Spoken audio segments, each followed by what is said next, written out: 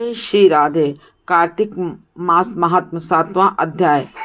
इतनी कथा सुनकर सूत जी सोनाग ऋषि कहने लगे कि हे सूत जी, आप कृपा करके कार्तिक तथा तुलसी का महात्म्य कहिए। तब सूत जी कहने लगे कि हे ऋषियों, जो तुमने मुझसे ये पूछा है कि यही प्रश्न एक समय नारद जी ने भगवान पृथु से किया था, और जो कुछ उत्तर नारद जी ने दिया था वहीं से मैं तुमसे कहता हूँ। एक समय राजा पृथु नारद जी से पूछने लगे कि नारद जी, भगवान को तुलसी क्यों इतनी अधिक प्रिय है, आप इसका महात्म्य कहिए। तब नारद जी कहने लगे कि एक समय राजा इंद्र बहुत से देवताओं और अप्सराओं सहित महादेव के दर्शन को गए। जब कैलाश में पहुंचे तब एक बड़े भारी आकार वाले और भयंकर नेत्र वाले पुरुष को देखकर इंद्र ने पूछा कि तू कौन है और शिव कहाँ है। तब कई बार पूछने पर उन्होंने कोई उत्तर नहीं दिया। जो इंद्र ने क्रोध में आकर वज्र उसके कंठ पर मारा, जिससे उसका कंठ नीला हो गया, परंतु इंद्र का वज्र भी भस्म हो गया।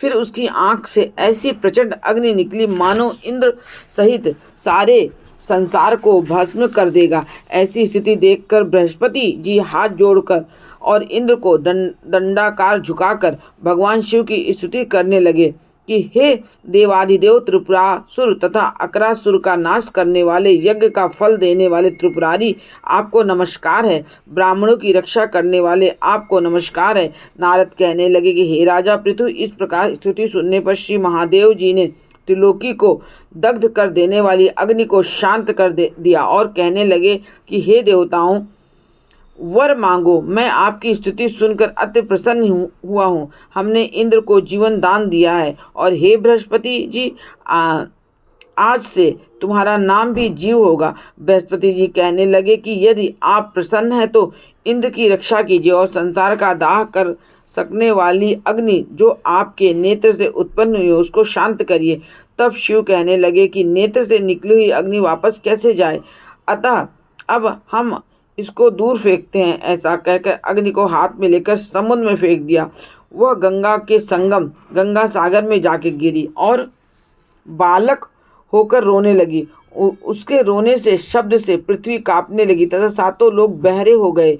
ऐसा आश्चर्य देखकर वहां पर आए हुए ब्रह्मा जी समुद्र की गोद में बालक देखकर आश्चर्य में पूछने लगे कि यह बालक किसका है। समुद्र ने बड़े आदर से बालक को उठाकर ब्रह्मा जी की गोद में दिया और कहने लगे, यह मेरा पुत्र गंगा से उत्पन्न हुआ है, आप इसके जात कर्म कराइए। फिर उस बालक ने ब्रह्मा जी की दाढ़ी पकड़कर इस जोर से मरोड़ी कि ब्रह्मा जी के नेत्रों से आंसू आ गए। किसी प्रकार दाढ़ी छूटी तो ब्रह्मा जी ने कहा, इसने हमारी आंखों से जल निकाला है, अतः इसका नाम जलांधर होगा, परंतु यह शिव के अतिरिक्त और किसी के हाथ से नहीं मरेगा, क्योंकि यह शिव के अंश से ही उत्पन्न हुआ है। यह अभी युवा हो जाएगा। तब ब्रह्मा जी ने शुक्राचार्य को बुलाकर और उसका राज्याभिषेक कराकर अंतर्ध्यान हो गए। तब समुद्र से कालनेम की कन्या वृंदा के साथ इसका विवाह कर दिया, जो कि पतिव्रताओं में सबसे प्रथम और अति सुंदर थी। परम सुंदरी वृंदा के साथ विवाह कर जलांधर अति प्रसन्न होकर दिन बिताने लगा। जब जलांधर घर में आता तो वृंदा अपने हाथ में पंखा जलती, पाद्य अर्ध आचमन उसको अर्पण करती। वह अपने पति को नारायण समझकर उसकी सेवा किया करती थी। नारद जी कहने लगे कि हे राजा पृथु, अब मैं पतिव्रता स्त्रियों के कुछ लक्षण तुमसे कहता हूँ। पतिव्रता स्त्री अपने पति के दुख में दुखी और सुख में सुखी होती है। परदेश जाने पर दुखी और पति के मर जाने पर सती हो जाती है। पति के पाप तथा पुण्य को आधा बांटने वाली स्त्री को अपने पति के मर जाने पर स्वेच्छा से सती हो जाना चाहिए। जो स्त्री सती हो जाती है वह अपने पति के साथ और अपने शरीर के 3.5 करोड़ रोमों के अनुसार 3.5 करोड़ वर्ष तक अपने पति के साथ स्वर्ग में वास करती है। जो स्त्री सती होने के लिए जितने कदम शमशान की ओर बढ़ जाती है उसको पद पद में एक एक यज्ञ का फल प्राप्त होता है। वह अपने माता पिता पति तीनों कुलों को पवित्र कर देती है। जैसे सपेरा सांप को बिल के बाहर निकाल लेता है, वैसे ही वह अपने पति को नरक से बाहर निकाल लेती तथा पतिव्रता स्त्रियों को अपने मृतक पति के साथ सती होना उनका परम धर्म है।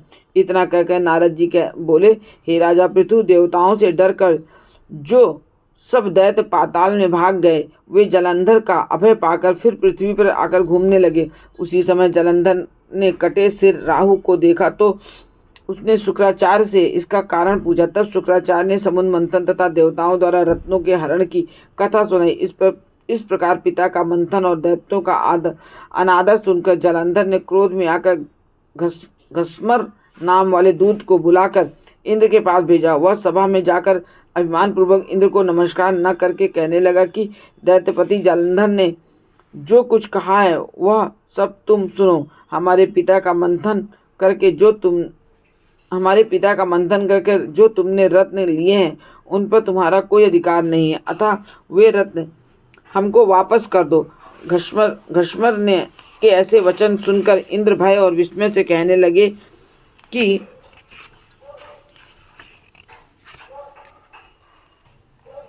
समुद्र सदैव हमारे शत्रु दानवों की रक्षा करता है, अतः हमने उसको मथ कर रत्न लिए हैं, इसलिए उन पर दैत्यों का कोई अधिकार नहीं है। दूत ने ये सब समाचार जलंधर से जाकर कहा तो वह अत्यंत क्रोधित हुआ और देवताओं को जीतने का उपाय सोचने लगा।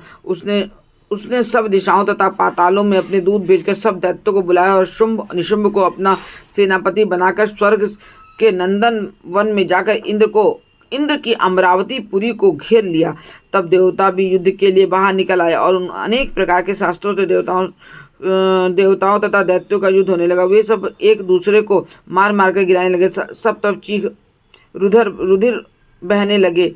मर कर गिरे हुए घोड़ों और हाथियों के पृथ्वी भर गई। उधर युद्ध के मारे गए दैत्यों को शुक्राचार्य अपनी संजीवनी विद्या से जीवित करने लगे। इधर बृहस्पति जी द्रोणाचल की दिव्य औषधियों द्वारा देवताओं को जीवित करने लगे। उधर सब देवताओं के जीवित होने का वृतांत दैत्यों ने शुक्राचार्य से जाकर कहा तो जलंधर दैत्य ने अपने अनुचरों को द्रोणाचल पर्वत को समुद्र में फेंक देने का आदेश दिया। तब दैत्यों ने द्रोणाचल पर्वत को उठाकर समुद्र में फेंक दिया, फिर आकर संग्राम करने लगे।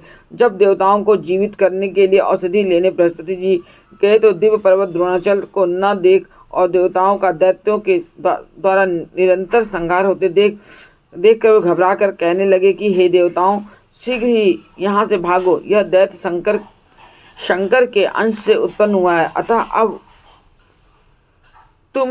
अब सब तुमसे नहीं मरेगा। गुरुजी की यह बात सुनकर देवता भय से मारे दसों दिशाओं को भागने लगे और जलंधर दैत्य ने जीत के नगारे बजाते हुए दैत्यों की अमरावती नगरी को प्रवेश किया। सब देवता भय के मारे सुमेरु पर्वत के कंदराओं में जाकर छिप गए। सब देवों के भाग जाने पर जलंधर इंद्र की पूरी अमरावती शुंभ निशुंभ के अधिकार में सौंपकर स्वयं देवताओं का पीछा करने के लिए सुमेरु पर्वत की ओर गया। इंद्रादि सब देवता जलंधर को फिर आता हुआ देखकर भगवान विष्णु की स्तुति करने लगे। बोले, हे मच्छ कच्छ आदि अनेक रूप धारण करने वाले, भक्तों के दुखों का नाश करने वाले, सारी सृष्टि का पालन करने तथा संहार करने वाले, शंख चक्र गदा और पद्म को धारण करने वाले आपको नमस्कार है। हे लक्ष्मीपति, दैत्यों का नाश करने वाले, पीताम्बरधारी, शरणागत के रक्षक, आपको नमस्कार है। जलंधर दैत्य के दुखित देवताओं के संताप को हरने वाले, सूर्य चंद्रमा दो नेत्रों वाले, आपको नमस्कार है। नारद कहने लगे, हे राजा पृथु, जो कोई भगवान को इस संकट नाशक स्तुति को पढ़ता है तथा संकट नाश को प्राप्त हो जाते हैं। भगवान विष्णु देवताओं की स्थिति सुन और उनके दुखी जानकर शीघ्र ही उठ गरुड़ पर सवार होकर जाने लगे। तो लक्ष्मी जी ने कहा कि भगवान, आप कहाँ जा रहे हैं? तब उन्होंने उत्तर दिया कि तुम्हारे भाई जलंधर से पीड़ित देवताओं की सहायता के निमित्त जा रहा हूँ। तब लक्ष्मी जी ने कहा कि भगवान, मैं आपकी परम प्रिय हूँ, तब आप मेरे भाई को कैसे मारेंगे? तब भगवान ने कहा कि शंकर से उत्पन्न और ब्रह्मा के वचन से हम जलंधर को कदापि नहीं मारेंगे। ऐसा कहकर शंख चक्र और खड्ग लेकर जलंधर के साथ युद्ध करने के लिए चल दिए। जिस समय भगवान युद्ध करने के लिए गए तो बहुत से दैत्य गरुड़ के पंखों के वेग से ही मर गए। पवन से पीड़ित दैत्यों को देखकर जलंधर को अत्यंत क्रोध आया और वह भी विष्णु के सम्मुख युद्ध को आया। उस समय भगवान विष्णु और जलंधर दैत्य का घोर युद्ध हुआ। आकाश मेघों की तरह बाणों की ढक गया। तब भगवान ने जलंधर के ध्वजा, छत्र, घोड़े और धनुष सब अपने बाणों से काट दिए। जलंधर ने भी गरुड़ के मस्तक पर गदा मारी, जिससे गरुड़ को मूर्छित कर दिया। भगवान ने उसकी गदा को अपनी तलवार से काट दिया। फिर दोनों का मल्ल युद्ध हुआ। जलंधर ने भगवान को छाती में मुक्का मारा। उस समय भगवान और जलंधर के इस घोर युद्ध को देखकर सारा संसार भयभीत होकर कँपाने लगा। तब भगवान विष्णु ने कहा कि हे दैत्यराज, तुम्हारा और तुम्हारे युद्ध ठीक नहीं है, क्योंकि तुम लक्ष्मी के भाई हो। तब जलंधर ने कहा, यदि आप प्रसन्न हैं तो मुझको यही वरदान दीजिए कि लक्ष्मी जी तथा अपने गणों सहित आप मेरे घर में वास करेंगे। एवं मस्त, ऐसा ही होगा, कहकर भगवान लक्ष्मी जी सहित जलंधर नगर से चले गए। तब जलंधर देवताओं के स्थान पर सब दैत्यों को नियुक्त करके जलंधर नगर से निवास करने लगा और देव, गंधर्व, किन्नर, यक्ष आदि के पास जो भी रत्न थे वे सब अपने अधिकार में कर निशुंभ को शासन करने के लिए पाताल में भेज दिया। वहाँ उसने शेषादि नागों को वश में कर लिया। इस प्रकार जलंधर देव, यक्ष, किन्नर, गंधर्व और मनुष्य सब को अपने प्रजा बनाकर पुत्र समान तथा धर्म की नीति से उसका पालन करते हुए त्रिलोकी का राज भोगने लगा। नारद जी बोले, हे राजा पृथु, एक समय भगवान के दर्शन करने तथा जलंधर की राज्य लक्ष्मी देखने के लिए हम भी वहाँ गए। इस प्रकार कार्तिक महात्म्य का 7वां अध्याय समाप्त हुआ। जय जय श्री राधे। जय श्री कृष्ण भगवान की जय। कृष्णाय वासुदेवाय हरे परमात्मा प्रणत क्लेशनाशाय गोविंदाय नमो नमः। जय जय श्री राधे।